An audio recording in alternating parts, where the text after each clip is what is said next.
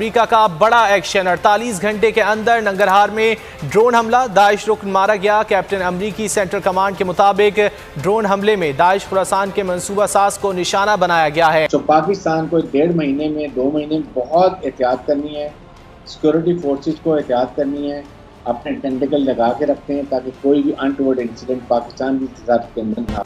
Kabul airport पर शहीद अपने 13 सैनिकों की मौत का बदला अमेरिका ने 48 घंटे बाद ही ड्रोन अटैक कर ले लिया है। सुपर पावर के आदेश पर अमेरिकी ड्रोन अफगानिस्तान के नागरहार प्रांत में गरजे और आईसिस के ठिकानों पर 2 दर्जन से ज्यादा बम गिराकर दर्जनों आतंकियों को मौत की नींद सुलाया। नागरहार हमले की पुष्टि अमेरिका के करते ही तालिबान की ओर से पाक ने भी गिरगिट की तरह रंग बदला और बताया कि काबुल हमले का साजिशकर्ता मार गिराया गया है। अब तालिबान को कबूले बाइडेन। सबसे पहले बात करेंगे काबुल हमले के रद्द-ए-अमल पर। अमेरिका का बड़ा एक्शन, 48 घंटे के अंदर नंगरहार में ड्रोन हमला, दाइश रुकन मारा गया। कैप्टन अमरीकी सेंट्रल कमांड के मुताबिक ड्रोन हमले में दाइश खुरासान के मंसूबा साज को निशाना बनाया गया है।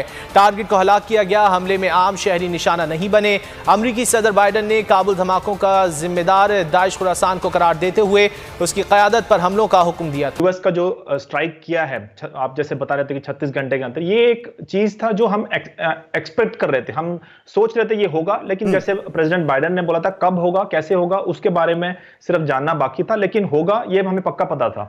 तो अब उसके बाद ये सिर्फ एक शुरुआत है। मेरा ये कहना है कि ये सिर्फ एक शुरुआत है, क्योंकि ये सिर्फ एक अकेला 1 या 2 टेररिस्ट तक नहीं रुकेंगे, क्योंकि 2011 के बाद सबसे बड़ा कैजुअलिटी हुई है। दूसरी चीज, जैसे जो एम्बेसडर वोरा साहब भी बोल रहे थे, उनकी जो छवि है पूरे विश्व में, जो सुपर पावर की छवि, तो उसको अगर रीगेन करना है, उसको बरकरार रखना है, तो उनको कुछ ना कुछ करके दिखाना पड़ेगा, विश्व को दिखाना पड़ेगा कि हमने कुछ किया। तो मैं ये मानता हूं कि और भी कुछ आने वाला है, और भी बड़ा एयर स्ट्राइक्स और उस तरह की चीजें आने वाला है। तीसरी चीज, जैसे आपने लास्ट में भी कहा, और ऐसे बॉम्ब ब्लास्ट को रोकने के लिए उनको ये बहुत जरूरी पड़ता है कि उनको इस तरह के स्ट्राइक्स और करें। जहां तक पाकिस्तान का सवाल है, खान साहब यहां पर काफी कुछ बात कर रहे थे। हम ना इसमें ना, आपने बिल्कुल सही किया, उसमें उतना ही इसको वैल्यू देना चाहिए जिससे कि अगर वो बोले कि अभी दिन है, दिन नहीं अभी रात है। पूरा विश्व को पता है कि पाकिस्तान के इसका पीछे हाथ है। सबको पता है कि बरादर जो तालिबान का जो लीडर है वो पाकिस्तानी पासपोर्ट पे चाइना में गया था। ये इसको भी बोलेंगे कि नहीं किया था। जितने भी जो कुछ टेररिस्ट का रिलेटेड एक्टिविटी, उसका सब जो रूट है वो आपको पाकिस्तान में मिलेगा, चाहे वो ओसामा बिन लादेन हो, चाहे आईएसकेपी हो, चाहे अलकायदा हो, चाहे आईएस हो, लश्कर तैयबा, कोई भी हो।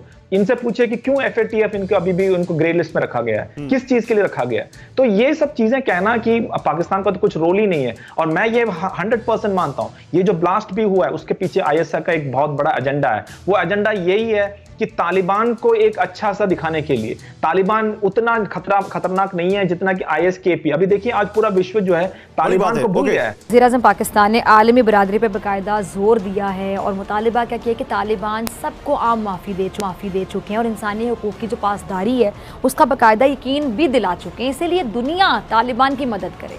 और वज़ीर-ए-आज़म साहब के बकौल ये जो कहना कि जी तालिबान अपना वादा पूरा करते हैं, ये नहीं, ये अंदाज़े वक्त से पहले लगाना सही नहीं है, दुरुस्त नहीं है। अच्छा, तालिबान का कहना ये कि अमेरिका ने जो जंग है वो बगैर किसी वजह के शुरू की, और तालिबान के तर्जुमान क्या कहते हैं कि 2001 में अफगानिस्तान पे अमेरिकी हमले का कोई जवाब नहीं था, क्योंकि 11 सितंबर 2001 को जो होने वाले दहशतगर्द हमले हैं उनमें ओसामा बिन लादेन की शमूलियत कभी साबित नहीं हुई। और ख़बरों के मुताबिक तालिबान ने वादा किया है कि वो अलकायदा या किसी दूसरे दहशतगर्द ग्रुप को अमेरिका या उसके इत्तेहादियों पर हमले के लिए अफगानिस्तान की जो सरजमीन है वो इस्तेमाल करने की इजाज़त हरगिज़ नहीं देंगे।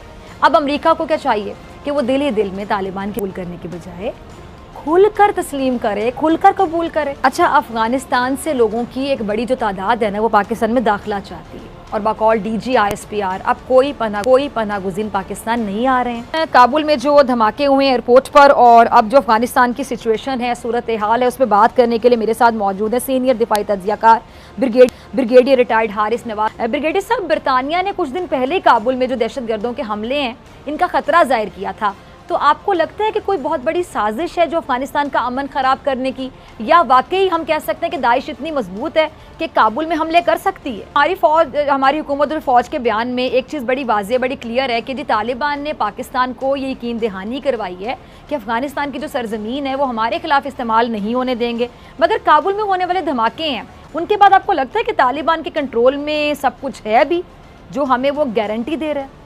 देखें, एक बात याद रखें, अभी तालिबान का काबुल में, पूरे अफगानिस्तान में प्रॉपर कंट्रोल नहीं है। जिस वक्त अमेरिकन फौज निकल जाएगी और ये एक inclusive, political, well balanced ethnic government बना लेंगे, दैट इज द टाइम हम कहेंगे जी कि now they have started exerting, और उनका कंट्रोल शुरू हो गया और उनकी पॉलिसी पे अमल शुरू हो गया। साथ ही साथ अफगान जो अवाम है उनके जो एप्रीहेंशन है, डर है, खौफ है, वो भी खत्म हो जाएगा, वो वापस नॉर्मलाइज लाइफ में आ जाएगी। क्योंकि उन्होंने ये भी मना कर दिया आप कोई अफगान नेशनल जो है वो वहाँ से बाहर नहीं जाएगा, जिसके बाद आहिस्ता आहिस्ता इनका कंट्रोल होगा। और साथ ही साथ पाकिस्तान के जब मिलिट्री एक्शन, इनके साथ इंटरेक्शन होगा, तो पाकिस्तान उनको भी जरूर बताएगा कि तालिबान के किस जगह पर हेडक्वार्टर है, कहाँ पर इनके ट्रेनिंग कैंप्स हैं, कहाँ पर रॉ उनको ट्रेनिंग देती थी और अभी उनके कंट्रोल कहाँ में बैठे हैं, दाइश कहाँ पर है। जैसे अमेरिकन हमें कहते थे कि जी आप पाकिस्तान में रहें, कानूनी नेटवर्क ख़त्म करें, गुड तालिबान ख़त्म करें, पाकिस्तान मुझसे आप हमें टारगेट बताएं, we will operate. So now we have to tell Taliban कि जी ये जगह इंटेलिजेंस शेयरिंग भी करेंगे, और फिर अफगान तालिबान की रिस्पॉन्सिबिलिटी होगी कि वो उनको डिस्ट्रॉय करें, और जो उन्होंने वादा किया कि हमारी सरजमीन के खिलाफ इस्तेमाल नहीं होगी, वो क्लियर हो जाएगी। तो आई थिंक ये एक वेट एंड सी की बात है। 1 महीना 1.5 महीना लगेगा जब ये कंट्रोल हासिल करेंगे। तो पाकिस्तान को 1.5 महीने में, 2 महीने में बहुत एहतियात करनी है, सिक्योरिटी फोर्सेस को एहतियात करनी है, अपने टेंटिकल लगा के रखते हैं ताकि कोई भी अनटोवर्ड इंसिडेंट पाकिस्तान की तजारत के अंदर ना हो। तर्जुमान पाक फ़ौज के मुताबिक तालिबान के आने के बाद अफगानिस्तान में जो भारत है उसका असर रसूख ख़त्म होने की उम्मीद है। अब क्या ख़तरा ये नहीं है कि भारत अपनी अफगानिस्तान में जो नाकामी है और पाकिस्तान से बदले की आग में कश्मीर, कारगिल या फिर सियाचिन किसी और महाज पर शरंगेजी कर सकता है, साजिश कर सकता है कोई नहीं? अब वो जाहिर है इस हिकमत को मिटाने के लिए पाकिस्तान पर, अब जारी बात है वो कुछ करना चाहेंगे। हाँ, वो चाहे वो हो पठानकोट वाला इंसिडेंट हो, उड़ी इंसिडेंट हो, पुलवामा इंसिडेंट हो, कोई ना कोई स्टेज ड्रामा करेंगे, जिसके लिए पाकिस्तान को तैयार होना चाहिए और अपने दूसरे ममालिक को बता देना चाहिए, खासतौर पर रशिया, चाइना अपने रीजन में, और यूनाइटेड नेशन को और अमेरिकन को, यूरोपियन यूनियन को, जी ये हो सकता है, वी आर वेरी स्ट्रिक्ट, हमारी सरजमीन के खिलाफ इस्तेमाल नहीं हो रही है, इंडिया ये स्टेज ड्रामा करेगा, हम आपको वार्न कर रहे हैं, ताकि अगर वो करें तो पहले से वो एक्सपोज हो चुके हों और वैसी कार्रवाई। अच्छा ब्रिगेडियर साहब, ये तुर्क सदर रजब तैयब एर्दोगान का एक बयान सामने आया है, आपने भी सुना होगा, जिसमें उन्होंने ये दावा किया है कि तालिबान ये चाहते हैं जो काबुल एयरपोर्ट का इंतज़ाम है ना वो तुर्की संभाल ले। अब आपको क्या लगता है कि रूस, चीन और पाकिस्तान के साथ अब क्या जो तुर्की है वो भी अफगानिस्तान में कोई हम कह सकते हैं कि की प्लेयर का रोल अदा कर सकता है? और अगर ऐसा है तो क्या अमेरिका ऐसा होने देगा कि तुर्की कंट्रोल संभाल ले काबुल एयरपोर्ट का? नहीं, देखें, टर्की ने पहले भी, अमेरिका ने टर्की को कहा था कि आप यहाँ पर आके काबुल एयरपोर्ट का सारा निज़ाम संभालें, इसको सिक्योर करें। तालिबान ने ये कहा कि आप उसको कंट्रोल करें फॉर फ्लाइंग ऑपरेशन के लिए, बट पहले वो टर्की को लाते कि टर्की ट्रूप आ जाएं, और जो अमेरिकन ट्रूप्स आए वो ना आते, बल्कि यहाँ टर्की सारा कर लेता, जिस पे तालिबान ने इतराज़ किया तो टर्की स्टेट बैक। अब अभी भी वो सोच रहे हैं कि हमें आना चाहिए या नहीं आना चाहिए, कि तालिबान वो एयर ट्रैफिक कंट्रोल करने के लिए, फ्लाइट ऑपरेशन के लिए, अगर वो चाहते हैं कि इस वक्त उनको बात मिले टर्की की, दैट इज बिकॉज उनके लोग अभी उस तरह के ट्रेन नहीं। साथ ही साथ अभी जाहिर है कि वो अपना कंट्रोल पूरे काबुल के अंदर करना चाहते हैं, अफगानिस्तान में करना चाहते हैं, अभी उनको गवर्नमेंट फॉर्म करनी है। वो प्रायोरिटी है कि जितनी जल्दी से जल्दी वो एक इंक्लूसिव पोलिटिकल गवर्नमेंट बना लें जिस पर तमाम खड़े हों, उज़्बेक्स के, ताजिक्स के, हज़ारास के, पख्तून्स के, तो फिर ये मसाइल बड़ी जल्दी ख़त्म हो जाएंगे। इसीलिए उन्होंने आम माफ़ी ऐलान कर दी है।